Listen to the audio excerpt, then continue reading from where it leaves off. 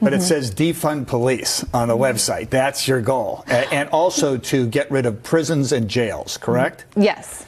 So if my daughter is assaulted and is there any agency that would seek to find her assailant and bring him to justice? Of course. Yeah, of course. What Absolutely. would it be if not police, and where would he be if not a jail? So a Democratic Socialists of America leader was asked who will replace the police, jails, ICE, and border enforcement under the policies listed by DSA.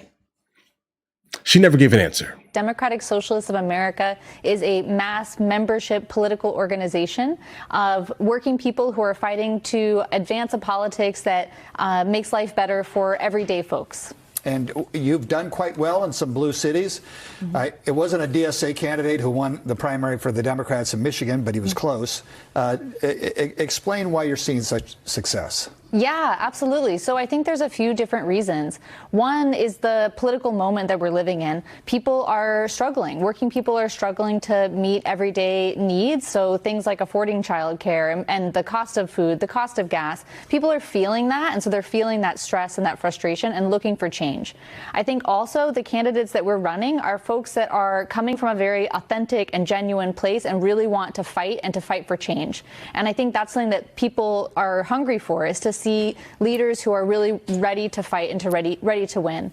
And I think our politics also just speak to folks. And then the other thing I would just mention is that we're a member-run organization. The work that we do is almost entirely run by volunteers, and so people are really energized and ready to fight, and I think that's something that's pretty unique in the political landscape in America. Right. There are plenty of people who point to some very controversial positions that DSA takes. Let's talk about some. Let's hear them, guys.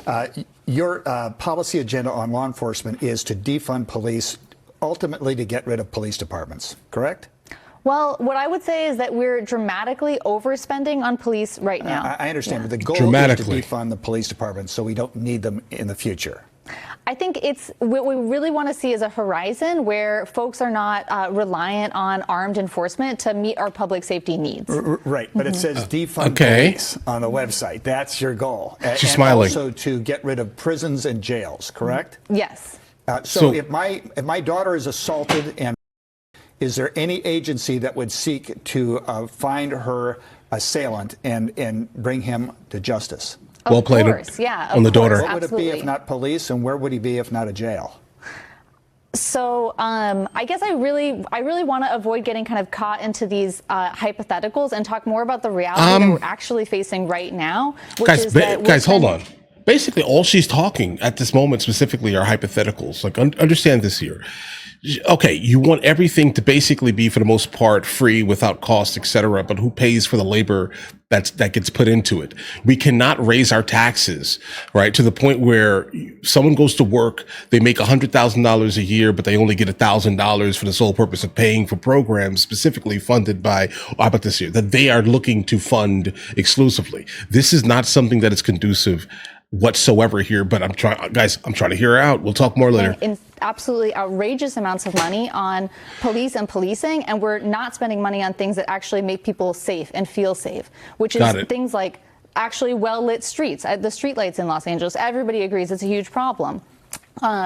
Things like mental health care and substance use treatment. So things that drive people to commit crimes and to that make our society less safe. We're not doing anything about the root causes, and instead we're funneling money into the police. Abdul al-Sayed's victory in the Democratic primary in the Senate in Michigan, of the 15 counties where a majority do not have a college degree, he lost every one of them, over 15. In the counties with high education, like you, he won. So how can you say you're for the working class when working class counties in Detroit and elsewhere voted against your candidate? I think what we're seeing is that people who are highly educated in this country were promised this path of economic success. If you go to college, if you get the degree, if you go down that path, you're going to be guaranteed economic success. But really what we're seeing is that there's this huge downward mobility problem where people are putting in the money, taking out hundreds of thousands of dollars of student loans. I have $500,000 in student loan debt personally.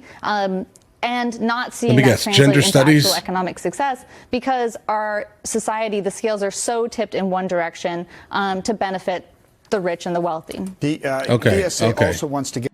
Guys, understand this here for a second here. So guys, I'm highly educated, Ivy League educated specifically here. And I can definitely tell you this right now, not much of what she is saying, or any of what the DSA basically is kind of in promotion of or anything, that affects my household generally, and or would even entice my wife or I to say, you know what, hold on, they have a point here. All right. I'm sorry here, guys. Like, she's talking about root causes, et cetera here, but we're ignoring the glaring obvious here. Personal responsibility and accountability in oneself here. If you are out here committing crimes, I'm sorry, bro, jail, right? If you are out here doing narcotics on the street in public view, guys, I mean, I'm sorry, bro, wherever you need to be, you need to be somewhere where you're not destroying the property value specifically in the area. Because again, if I lived in an area where this was actually happening on a regular basis, I would move, I would sell my property. All right. And or rent it to someone local, because I would have to get out of there, bro. All right. Because I have no interest. And I don't think any reasonable person raising a family specifically would want to walk outside and see the environment that she's attempting to foster here. You will take responsibility for the actions that you are basically doing here, regardless. I don't care about the root causes. I don't care about et cetera. Are you doing this or are you not here? The idea of getting rid of the police here, again, the host here had an amazing question here. I still have yet heard an answer. I'm waiting for it, guys, right? What are you going to do about that there? Other than say, address the root causes, et cetera. I'm not an absolute monster here though, okay? The idea of let's say dedicating 25% of 100% of something to the idea of addressing root causes, et cetera, I'm fine with it, guys, all right? I'm completely fine with it. But 75% needs to be absolute law enforcement. Past that, bro, I'm sorry. You're not going to get me on your side here. Get rid of the border, is that right? What we talk about is an immigration system that is actually fair for people across the globe, and recognizing the reality that a lot of immigration is driven by conditions that the U.S. has helped to propagate across the globe. So, you know, we don't talk. It's similar to the conversation. Would there be border security? You get rid of ICE. We know that. Yeah, you get absolutely. Would there be any other agency to take their place that would secure the border or enforce border control? I guess I don't really understand why we kind of constantly get pinned on these particular questions when because the it's immediate relevant. reality of the situation is that immigration enforcement is absolutely out of control. Needs to be addressed immediately, and we know that in Los Angeles, like more than almost any other city in the country. So it's hard for me to take in good faith the questions around like, are you going to open the borders tomorrow? When the reality is we're so far from that right now, and that needs to be addressed. Guys, get rid of every single one of these people. Because we open up the border, that's the reality, and that's the problem. Well, I mean, I would disagree with that. Well, Hispanic voters, male Hispanic voters voted in record numbers for Donald Trump. In fact, a majority voted for Donald Trump. Democratic Party lost support with black and Hispanic and young voters. And every indication is that immigration had something to do with that. You dispute that. I would absolutely dispute the claim that we opened the borders under Joe Biden, and I would absolutely dispute the claim that that is why Donald Trump got elected a second time. I think what is happening is that we're concentrating wealth in the hands of the few. That's without a doubt what's happening, and that's creating wildly unequal economic conditions. That's creating a totally unstable political system. Guys, but they didn't vote for her. I think we're good on this, bro. Listen, understand this here. They did not vote for the sole purpose of putting that guy specifically in Michigan. You understand this here? Like in Detroit area. They didn't vote for him. The people who you are talking about who are being affected specifically did not vote for him. The ones who voted for him were the ones who already basically have been bombarded, inundated completely by the ideologies that you are promoting and in promotion of in whatever university you went to. All right. Now I'm starting to see why people sometimes in the comments, when I point out the idea that I do think that people should have education, is because I'm coming from a very different point of view here. Right. I do think that you should have a base level of intelligence. All right. Like specifically, if we're going to not, I guess, rely so heavily on the H-1B visas, right? And we get people in these fields where they can, in fact, here, all right, thrive and produce for the country. I like that idea. But now I'm starting to see why people are like, hey, listen, How dare you say education is important? It is important. I do think people should be educated. All right. But I also don't think that they should lose their overall ability to think for themselves, common sense in general, while in the process of becoming higher educated. All right. I think that's probably where I would sit in that argument. But listening to this here, like this is, guys, how do you fall for this? All right. Understand, guys, I have an MFA. I have a master's degree. All right. How do you fall for this when you're educated? What is this? Like, you don't see that this is absolutely ridiculous? Has the empathy, like, bone in your body specifically, like, taken over your existence? Guys, what is this here? Now, without a doubt here, America has done some absolutely wild things around the planet here, all right? And some of that has absolutely caused the influx of people coming in. Think about this here for a second here. Let's break it down in a non-emotional way here, all right? A lot of countries, a lot of third world countries use our currency. Okay. So when the 19 happened, all right, and inflation in the United States of America started going crazy, and they were already making, bro, $10 a month or some crazy low number like this here.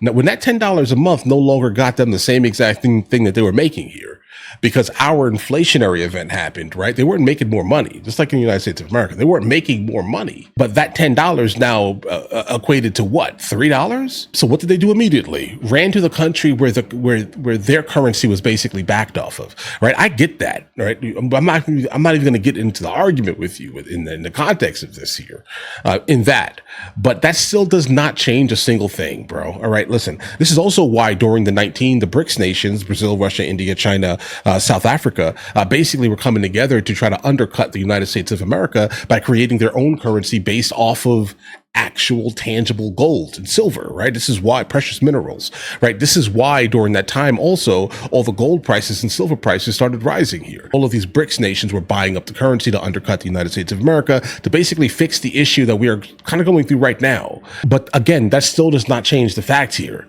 You want a lawless country. Why do you want a lawless country? If you get rid of the police, who's going to do anything about it? You're talking about addressing the root causes. Sure, 25%. Address it. I'll give you that. I'll be fair and say, you know what? Hold on, bro. All right, guys, you can have 25% of 100% of whatever we're about to put into the police. Okay, that's it. All right. And we're going to hyper focus on some of the most crime infested areas, most likely the blue state cesspools that she's looking to basically represent here. And that's it, guys. That's it. 25% is going to go into attempting to address root causes. And that may even be still too high, bro. But I would definitely say the rest of it needs to absolutely go to a bigger prison to house all these criminal deviants in these blue state cesspools. They are the reasons why the Democrat Party has lost so many Black Americans. And they're the reason why so many Latinos have basically jumped ship. You understand, guys, the DSA is basically full of people who do not look like the people they say that they're trying to represent. Understand that. All right. They all have the same, for the most part, look here, while telling POCs, specifically in the United States of America in general, that they're under the thumb of all these other things. But it's just like, bro, you know who I blame? I blame you. All right. I blame you right there watching. All right. I know who my audience is. You are the blame. You let these, individuals do all of this craziness, bro. Guys, I didn't have the power. You did. All right. That's your fault. You did that. All right. Listen, you guys have an absolutely amazing day. Enjoy your day thoroughly.